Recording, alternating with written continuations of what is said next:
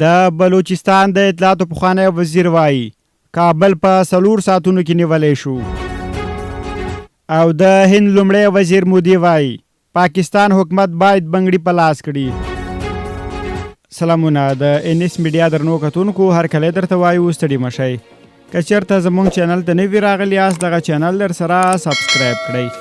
د بلوچستان د اطلاعاتو پخوانی وزیر جان اسکزي د افغان او پاکستان ځواکونو ترمنځ تازه نښتو ته په اشاره ویلي چې د پاکستان پوځ کولی شي چې کابل په 4 ساعتونو کې ونیسي.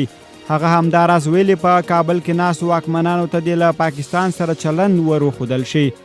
جان اسکزي په دې وروستیو کې د افغانستان پر وړاندې د خپلو توندو جنجالي څرګندونو له امله مشهور شوی. بلخوا بیا د هند لومړي وزیر نریندرا مودي ویلي چې د پاکستان حکومت باید له اټومي ځواک سره بنګړي په لاس کړي. نوموړي ویلي که دوی نه په لاس کوي نو هند مجبور دی چې ور په لاس کړي.